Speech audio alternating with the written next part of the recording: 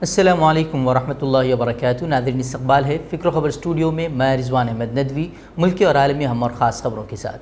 کرناٹک میں حجاب کو لے کر شروع ہوئے تنازع کے بعد یہ ضرورت محسوس کی جا رہی تھی کہ مسلمانوں کے اپنے تعلیمی ادارے ہوں جہاں مسلم طالبات اپنی دینی شناخت کے ساتھ تعلیم حاصل کر سکیں۔ وہیں اب اسی کو عملی جامہ پہناتے ہوئے مسلم اداروں نے جنوبی کینرا ضلع میں پری یونیورسٹی کالجوں کے قیام کی اجازت حکومت سے طلب کی ہے۔ محکمہ تعلیم کے ذرائع کے مطابق تمام درخواستیں اس منشا کے ساتھ دائر کی گئی ہیں کہ ساحلی ضلع جنوبی کینرا میں پیو کالج قائم کرنے کی مانگ کی جا سکے، جہاں سے کرناٹک میں حجاب کے لیے احتجاج کی شروعات ہوئی تھی۔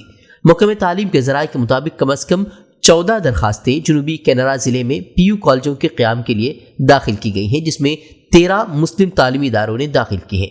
اب تک ایک ہی مسلم ادارے کو پیو کالج قائم کرنے کی اجازت دی گئی ہے۔ بتا دیں کہ حجاب کو لے کر شروع ہوئے تنازع کے بعد کرناٹکا ہائی کورٹ نے حجاب پہننے کی اجازت پر مشتمل مسلم لڑکیوں کے درخواستوں کو مسترد کر دیا تھا، جس کے بعد کئی کالجز کی طالبات نے اپنا تعلیمی سلسلہ بھی منقطع کر دیا ہے۔ وہیں اب یہ معاملہ سپریم کورٹ پہنچ چکا ہے، لیکن اب تک اس معاملے میں سماعت شروع نہیں ہوئی ہے۔ ملک کے 15ویں صدر کون ہوں گے، اس کا فیصلہ آج ہونے جا رہا ہے۔ صدارتی انتخابات کے لیے ووٹنگ 18 جولائی کو ہوئی تھی اور ووٹوں کی گنتی آج صبح 11 بجے پارلیمنٹ ہاؤس میں شروع ہو چکی ہے۔ دروپدی مرمو حکمراں نیشنل ڈیموکریٹک الائنس یعنی کہ NDA سے ہیں، جبکہ یشونت سنہا اپوزیشن کے امیدوار ہیں۔ مرمو کی جیت کے قوی امکانات ہیں اور اگر وہ جیت چاہتی ہیں تو وہ ملک کی پہلی قبائلی خاتون صدر ہوں گی۔ خیال ہے کہ ملک کے موجودہ صدر رام ناتھ کووند کی میعاد کار 24 جولائی کو ختم ہونے جا رہی ہے اور نئے صدر 25 جولائی کو حلف لیں گے۔ تمام ریاستوں سے بیلٹ پیپر پارلیمنٹ ہاؤس میں لائے گئے ہیں۔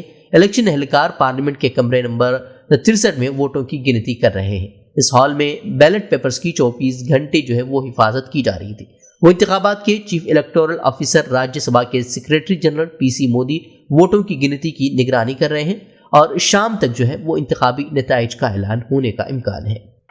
سونیا گاندھی اپنے بچوں راہل گاندھی اور پرینکا گاندھی کے ساتھ نیشنل ہیرالڈ اخبار سے منسلک ایک مبینہ منی لانڈرنگ کیس میں پوچھ گچھ کے لیے دوپہر کے بعد انفورسمنٹ ڈائریکٹوریٹ یعنی کہ ED کے دفتر پہنچ گئی ہیں۔ ایک طرف جہاں وہ ED کے دفتر پہنچ گئی ہیں تو دوسری طرف کانگریس لیڈران اور کارکنان سڑک پر اتر کر احتجاج کر رہے ہیں۔ دہلی میں کانگریس ہیڈ کوارٹر کے باہر احتجاج کرنے والے متعدد پارٹی لیڈران اور کارکنان کو پولیس نے حراست میں لیا ہے۔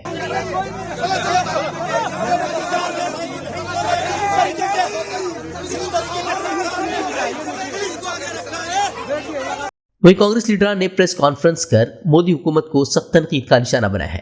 کانگریس لیڈران نے کہا کہ مودی حکومت سرکاری ایجنسیوں کا غلط استعمال کر رہی ہے اور اس کی منشا ملک کو اپوزیشن سے پاک ہندوستان بنانے کی ہے۔ ایک راجنیتی کا میں گٹھ بندھن ہونا تو ایک سوابھاوک بات ہے، گٹھ بندھن ہوتے ہیں، دکھتے ہیں، لیکن جو امت شاہ اور نریندر مودی کی راجنیتی کا گٹھ بندھن ہے وہ ایجنسیز کے ساتھ ہے، وہ بڑا اسپشٹ دکھتا ہے۔ جب بھی ان کی گھیرا بندی ہو جاتی ہے، whenever they feel cornered, they misuse agencies، ایجنسیوں کو سامنے کر دیتے ہیں۔ وہ راجیوں کے چناؤ ہوں، وہ بنگال ہو، اتر پردیش ہو، آسام ہو، کشمیر ہو، مہاراشٹر ہو، یا پھر گہلوت صاحب کا راجستھان ہو، سب جگہ آپ کو ایجنسیز کی بھومکا اور اس بھومکا کی ٹائمنگ بڑی اسپشٹ طور پہ دکھتی ہے۔ وہی حقائق کو منظر عام پر لانے اور نفرت پھیلانے والوں کو بے نقاب کرنے کی پاداش میں 23 دنوں تک قید میں رہنے کے بعد محمد زبیر کو بالآخر رہائی نصیب ہو گئی ہے۔ سپریم کورٹ کی سخت ہدایت کے بعد بدھ کی شام ہی انہیں تہاڑ جیل سے رہا کیا گیا ہے۔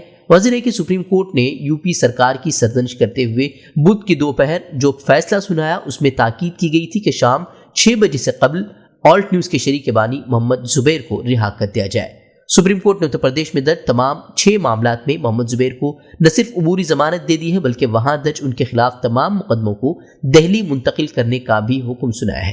عدالت نے ضمانت دیتے وقت UP پولیس کی اس اپیل کو بھی ٹھکرا دیا کہ زبیر کے ٹویٹ کرنے پر پابندی عائد کی جائے۔ کورٹ نے کہا کہ کسی صحافی کو لکھنے سے کیسے روکا جا سکتا ہے۔ کورٹ نے UP میں زبیر کے خلاف جانچ کے لیے بنائی گئی SIT بھی تحلیل کرتی ہے۔ اہم بات یہ ہے کہ زبیر کے خلاف انہی معاملات میں کوئی نئی FIR اب درج نہیں ہو سکتی۔ وہیں سپریم کورٹ نے اس پر بھی انہیں تحفظ فراہم کر دیا ہے۔ वहीं मक्का मुकर्रमा में गैर मुस्लिमों के दाखिले पर पाबंदी के बावजूद इजरायली सहाफ़ी ने मुक़द्दस शहर में दाखिल होकर टेलीविज़न रिपोर्ट बनाई थी, जिस पर शदीद तनकीद के बाद अब उस रिपोर्टर ने जो है माफ़ी मांग ली है। रॉयटर्स की रिपोर्ट के मुताबिक इस अमल को इजराइल के इलाकाई ताउन के मुसलमान वज़ीर ईसावी फरीज ने खलीजी ममालिक के साथ ताल्लुकात के लिए नुकसानदेह और अहमकाना अमल करार दिया है। इजराइल के चैनल 13 न्यूज़ ने अपने सहाफ़ी गुल तमारी की सऊदी अरब से 10 मिनट की एक रिपोर्ट नशर की थी, जिसमें वो मुक़द्दस मकामात की जानिब गाड़ी में सफ़र करते नजर आए थे। वीडियो रिपोर्ट में देखा जा सकता है कि गुलतमारी के हमरा एक मकामी गाइड भी मौजूद है, जिसका चेहरा छुपाया गया था ताकि शनाख्त न की जा सके। ख्याल है कि सऊदी अरब इसराइल को तस्लीम नहीं करता है और उसे फ़लस्तीनी रियासत के तनाज़े को हल करने की ज़रूरत से मशरूत करता है।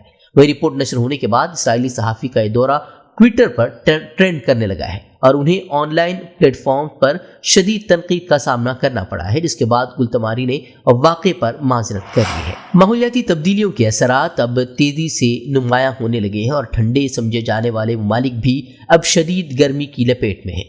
यूरोपीय ममालिक इन दिनों शदीद गर्मी की लपेट में हैं और गर्मी के गुज़िश्ता कई दहाइयों के रिकॉर्ड वहाँ टूट गए हैं। गुज़िश्ता चंद रोज़ से जारी गर्मी की शदीद लहर की वजह से स्पेन और पुर्तगाल में अब तक 1700 से ज़ायद अफराद हलाक हो चुके हैं। रिपोर्ट के मुताबिक स्पेन में 10 से 17 जुलाई के दरमियान हीट वेव से 678 अफराद हलाक हुए हैं, जबकि पुर्तगाल में 7 से 18 जुलाई के दरमियान 1063 अमवात रिकॉर्ड की गई है। दूसरी जानिब शदीद गर्मी फ्रांस, पुर्तगाल और स्पेन के जंगलात में आग लगने का सबब भी बनी है, जिसे बुझाने का काम भी जारी है।